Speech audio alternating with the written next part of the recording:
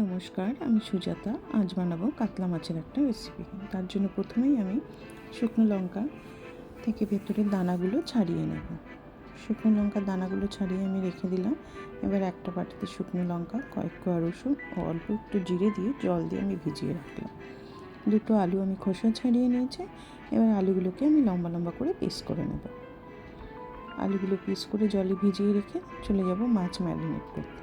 এর জন্য মাছের মধ্যে আমি দিয়ে দিলাম নুন ও সামান্য পরিমাণে একটু হলুদ। নুন হলুদ দিয়ে মাছের পিসগুলো খুব ভালো করে মাখিয়ে নেব।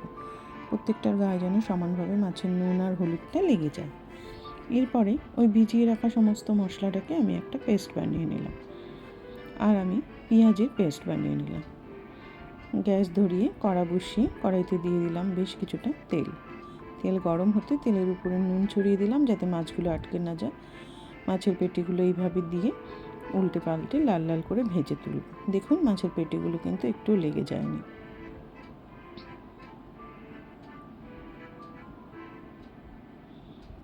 মাছগুলো ভেজে ভেজে তুলে নিলাম।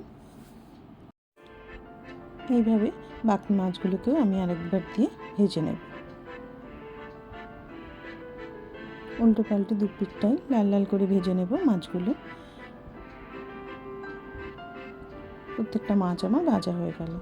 এবার ওই তেলের মধ্যে আমি কেটে রাখা আলুগুলো দিয়ে দেব। আলুগুলো দিয়ে নাড়াচাড়া করে উপর থেকে ছড়িয়ে দেব নুন ও সামান্য হলুদ গুঁড়ো। নুন হলুদ যাতে আলুর গায়ে লেগে যায় সেইভাবে নাড়াচাড়া করে আলুগুলো একটু লাল লাল করে ভাজবো। আর যাতে সেদ্ধ হয়ে যায় তার জন্য দিয়ে দেবো কিছু সময়ের জন্য একটু ঢাকনা। ঢেকে ঢেকে লাল লাল করে আমি আলুগুলো বেশ সুন্দর করে ভেজে নেব।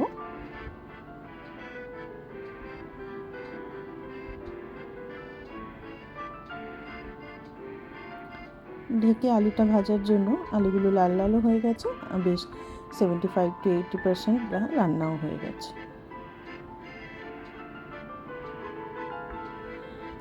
ভাজা আলুগুলো তুলে নিয়ে ওই তেলে আমি তেজপাতা এবং কাঁচা লঙ্কা ফোড়ন দিয়ে দেব। এবার দিয়ে দেব পেঁয়াজ বাটা। পেঁয়াজ বাটাটা দিয়ে একটু নাড়াচাড়া করে নেব। নিয়ে আমি যে বিশেষ মশলাটা বানিয়ে রেখেছিলাম সেই মশলাটা আমি এর মধ্যে দিয়ে দিলাম। দিয়ে দেব হলুদ গুঁড়ো, জিরের গুঁড়ো, ধনের গুঁড়ো, কাশ্মীরি লঙ্কার গুঁড়ো, সমস্ত কিছু দিয়ে ভালো করে নাড়াচাড়া করে মশলা কষিয়ে নেব। মশলার বাটি ধোয়া জলটাও দিয়ে দিলাম। দিয়ে এবার আলু দিয়ে আর একটু সময় আমি কষিয়ে নেব। আলুটা যেহেতু ভাজার সময় অনেকটা সেদ্ধ হয়ে গেছিলো, এখন বেশিক্ষণ সময়ের প্রয়োজন হবে না। এবার দিয়ে দেব প্রয়োজন মতো গরম জল। গরম জল দিয়ে আলু দিয়ে ফুটতে সময় দেব। ঝোল ফুটে উঠলেই আমি দিয়ে দেব ভেজে রাখা কাতলা মাছের পেটি।